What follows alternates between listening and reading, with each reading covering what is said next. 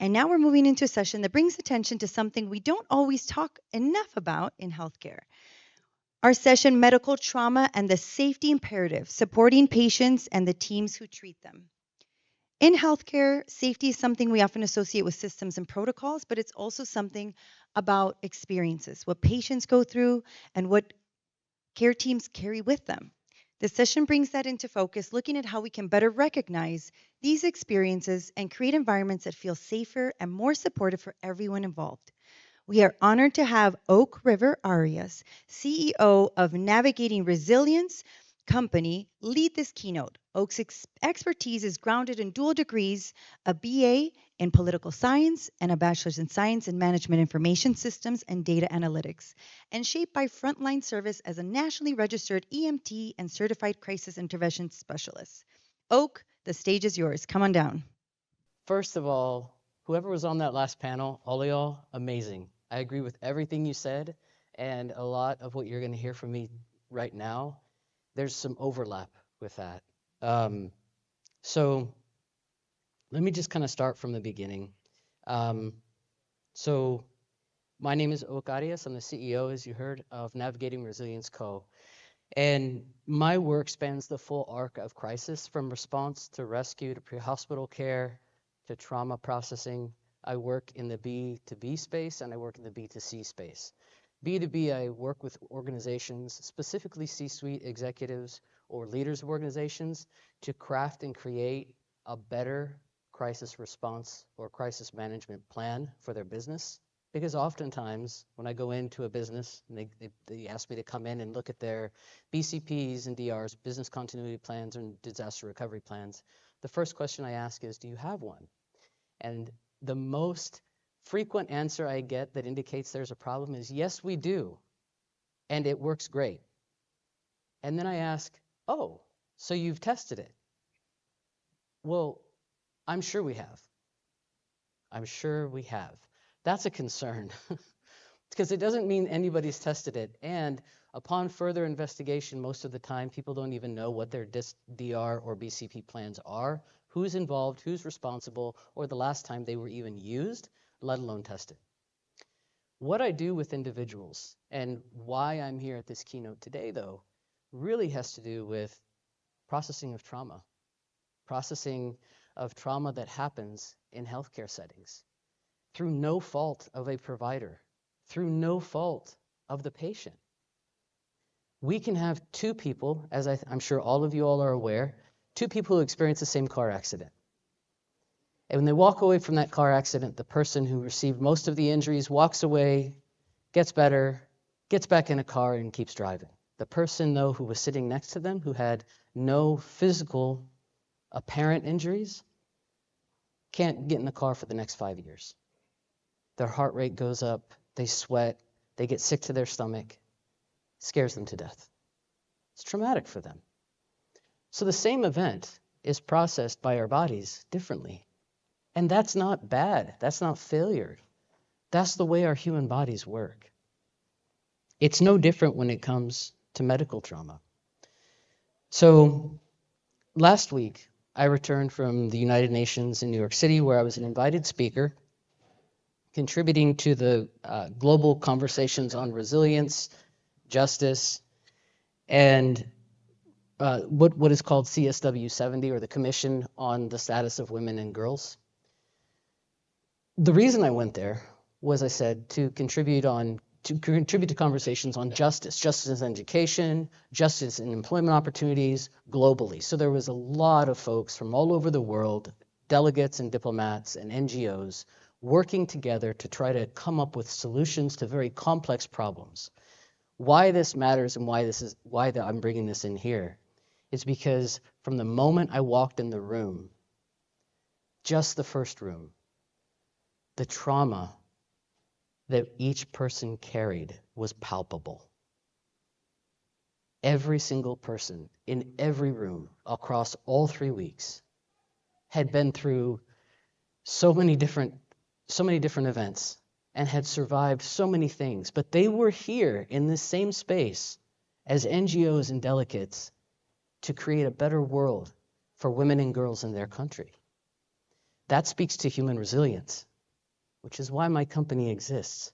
It's not just being resilient, it's learning how to navigate through that. So how this applies to medical trauma. Well, a lot of those women and girls who were there experienced medical trauma, whether we're talking about FGM or other events.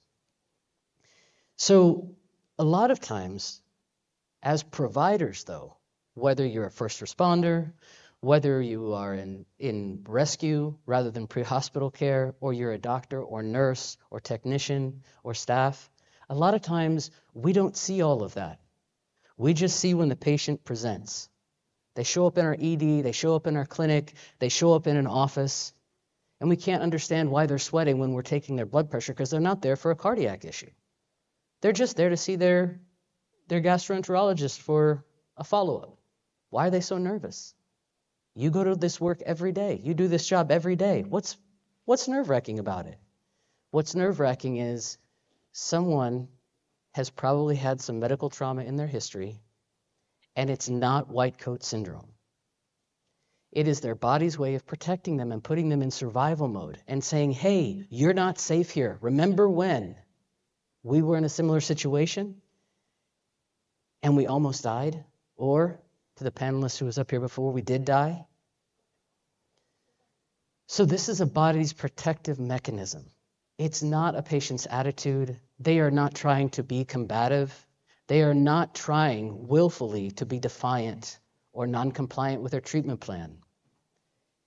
Their nervous system is not regulated, and they're entering a space where they have not been seen or heard before. And this is most apparent in something that I experienced not too long ago. So I'm going to just take us back. I was working an event, and I was in a medical tent, and my responsibility was as a track medic. And the parking area, the staff parking area, oddly enough, was like 20-minute walk in every day. So whether you were there catering the event, whether you were there as a medic, whether you were there doing whatever, you had to park very, very far away, walk in for 20 minutes, and usually you walked in with a group of people who were also coming on shift when you were. What I'm about to tell you, you all have probably experienced multiple times. I'm walking in one day with a group of folks, and they're all talking about, what do you do? What are you here for? Are you excited? Because it was a pretty big event, and it rotates from city to city. I think it happens here I think tickets go on sale here in March 7th or May 7th, if I read the advertisement correctly. But it's an exciting time for folks. Like they get to see the same people every year when they go to this event. So there's some camaraderie there. And so they started sharing with what they were doing there. Oh, I'm in catering. Oh, I'm in guest services. Oh, I'm in medical.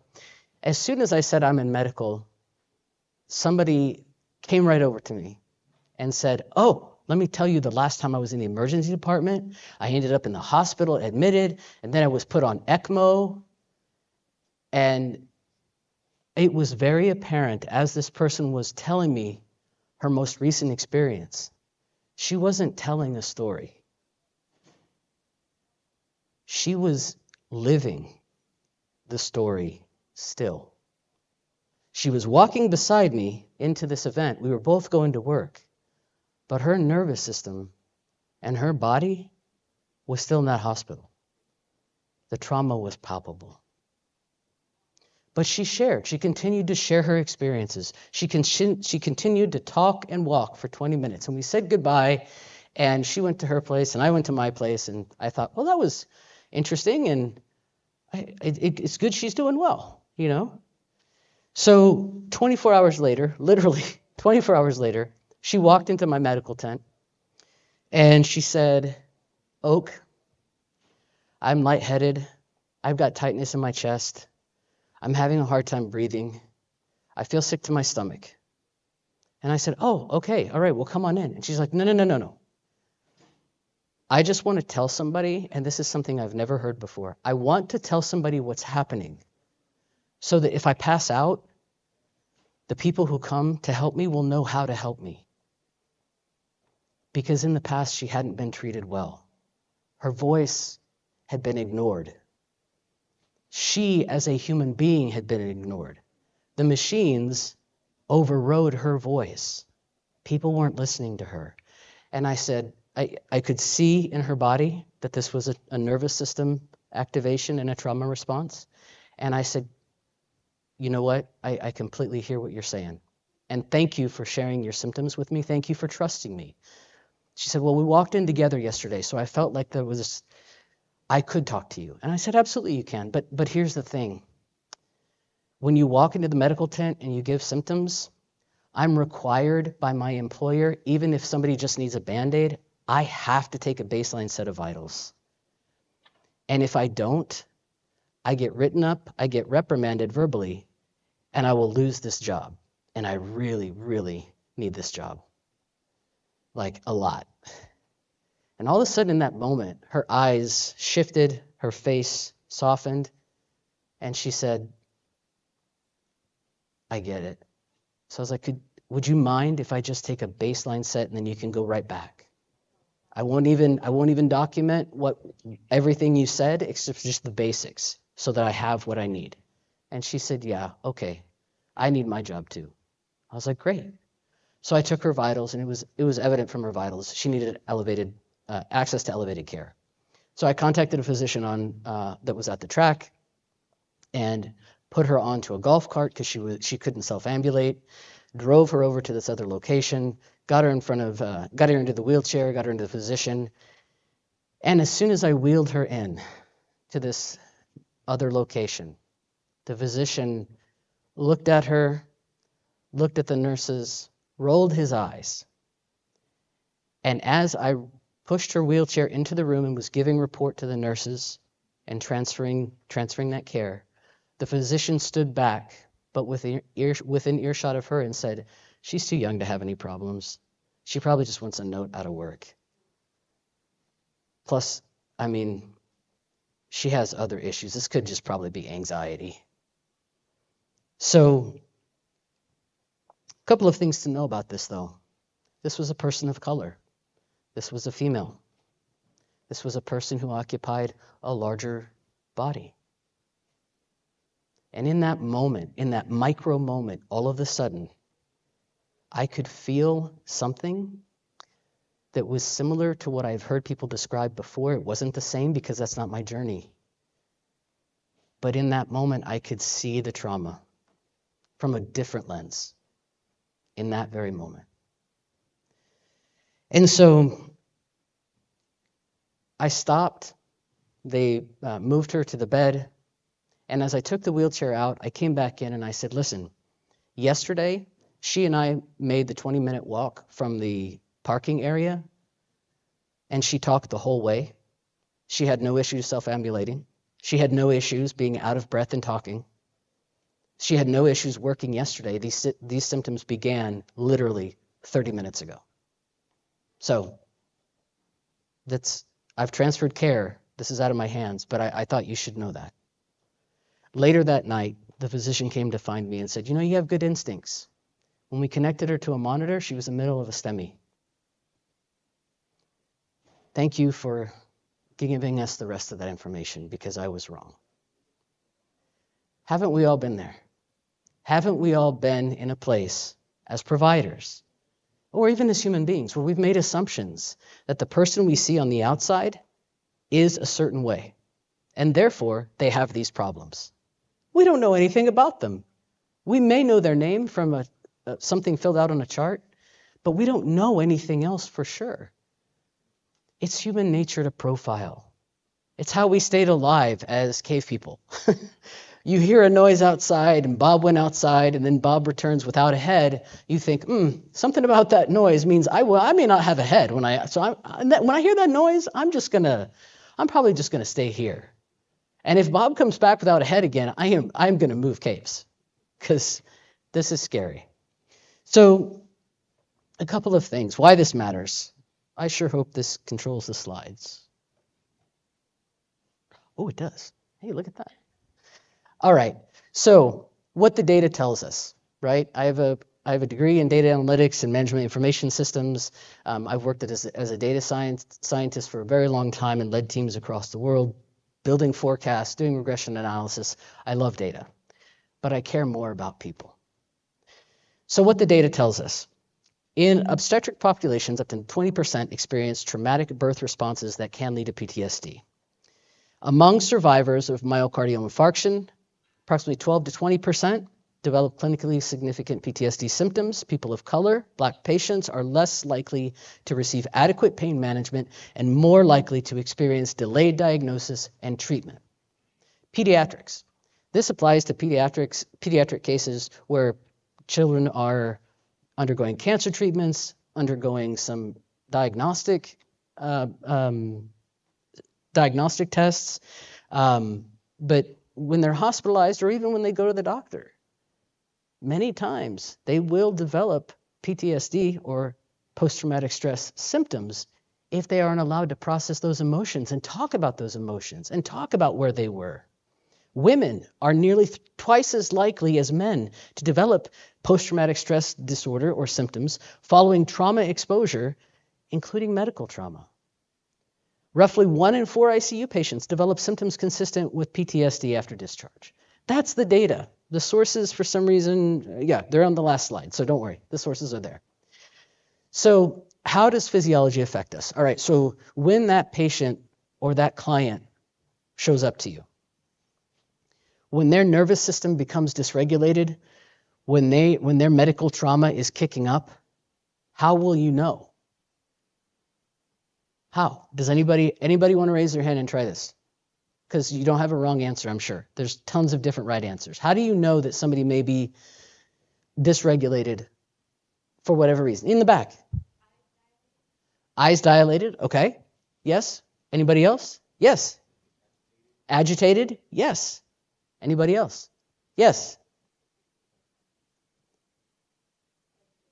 Shaking? Okay. Uh-huh.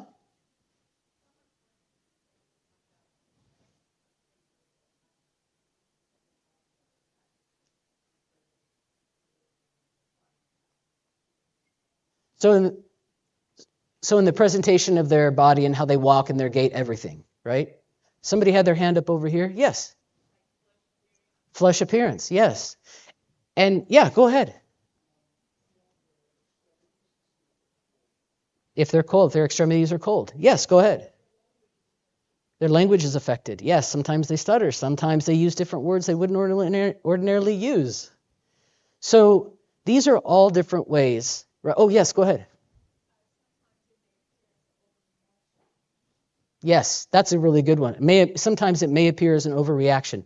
These are all ways, right, that we could interpret these things in two ways. One, they're clinically significant symptoms of a disease, right, or a psychiatric disorder.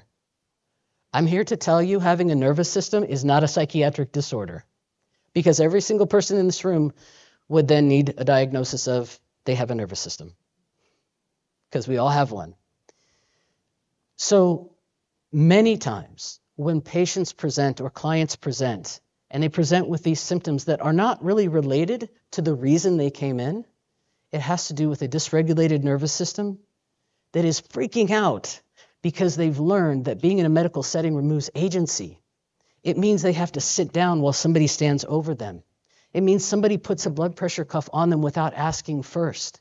It means that things happen to them personally, to their bodies, but they don't know why. The procedure isn't fully explained, from the smallest detail, the very beginning, all the way to the more complex. Imagine being in a wheelchair and being in a wheelchair for a very long time. I was one of those folks who was in a wheelchair for a very long time. I hate sitting now. I cannot stand to sit. The reason for that is that my experience in a wheelchair was everywhere I went, people looked down on me. It wouldn't matter if it was in the grocery store or a restaurant or a medical provider's office. I was always looked down upon. Not metaphorically, like physically. And that made me feel so much smaller, even though I was trying to make myself smaller. It removes agency. For some, there are wheelchairs that you can move the height up so that you're at a standing height with someone else. And for those who can afford that, awesome. but most people can't. So what happens when somebody goes into a dysregulated nervous system? Their brain perceives a threat, the amygdala activates, the HPA axis engages, cortisol increases, adrenaline increases, and the prefrontal cortex function drops. It bottoms out. Why does that matter? Acute stress shifts processing away from executive function towards survival responses. So if you're discharging somebody who does not have the capacity for their executive function in that moment, do you think they're going to understand the instructions and carry them out and be compliant? Chances are they're not. Elevated cortisol impairs memory and decision making. So it's really good that discharge instructions and notes are given to patients because half the time they're not remembered, but they got the paper, right? But if they're stuck in a dysregulated state when they're discharged or when they leave your office, whatever kind of office it is, by the way, they're less likely to follow up with care, to make that next appointment, to go to the next specialist. And it's not because they want to be non-compliant. They want to be safe and seen. And unfortunately, being seen hasn't been safe, so they'd rather just be safe. And it's their nervous system talking. So the 4 F's in medical trauma. So first of all, the 4 F's of trauma, I think most of us are familiar: fight, freeze, flight, fawn. There are others, but those are the 4 that we're going to focus on. The fight response typically presents as escalation of behaviors or voices or word choices, volume of voice. Somebody mentioned word choices, I think, over here. And the patient becomes very directive. They want to fight. They don't actually want to fight. They're scared to death. Freeze response. They shut down. This may show up like somebody pulling the blanket over their head and not talking anymore, not communicating anymore. You know they're alive, but even the smallest question, that is their response to trauma. They freeze. Flight response is refusal. I don't want to comply. I don't want to do this. I'm leaving and I'm signing out AMA, even though they're in the middle of an event that could take their life. If they have the capacity, they can sign out AMA. And the fawn response is over-agreement. You've got that patient in front of you. Everything seems to be going really well. You're going through the instructions. You write down the instructions. You have them read them back to you. They're like, yep, I got it. All right, and I'll do that tomorrow. Sounds great. Okay, sign, go away, and no compliance. No follow-up. Maybe a week later, they're back in the emergency room or your department, and they're worse than they were before. And you ask them, did you follow up? And they're like, no. Like, but what? Why come here if you're not going to follow up? Because people don't want to die, but they also want to be safe. Safety improves performance. So when safety is met with safety in a room, both from the provider perspective and the patient perspective, 2 nervous systems connect and performance improves. Patients are more compliant, more likely to follow up. Providers increase satisfaction in their roles and their jobs.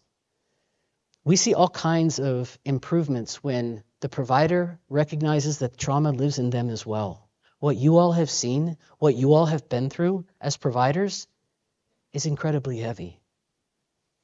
And it is no less heavy than what patients who are trying to survive come to you with. Provider burnout rates, you can see them here on the screen. You can read them for yourselves. We all know that they are very high across nursing, physicians, and then even different specialties. Provider state matters. This is the second to last slide here. How do you regulate yourself? Micro resets between patients, intentional transition awareness, peer acknowledgement, and recognize your nervous system state. Because when you come out of one room or come out from dealing with one patient and move into the next patient, but you're irritated from the last patient, your nervous system's already dysregulated, so whatever's in that room is now exacerbated. So these are ways that we can take care of both ourselves, which has to be first, by the way. As providers, you have to take care of yourselves first. If that means seeking out a peer, if that means seeking out a coach, if that means seeking out a therapist, please do it. Because when you do that, your patient care improves, your patient's desire to comply with care improves, their life improves. So those are the basics. quick run through of medical trauma. These are the sources. If this was helpful, please share this with other people. My name is, again, Oak Arias. My company is Navigating Resilience Co. That QR code, you can schedule a call with me, or I will be here all week, and we can sit down and have a talk on ways that I could maybe add value to wherever you are or whatever you're doing. Again, I work with individuals and organizations. So thank you all for being here. Thank you for what you do.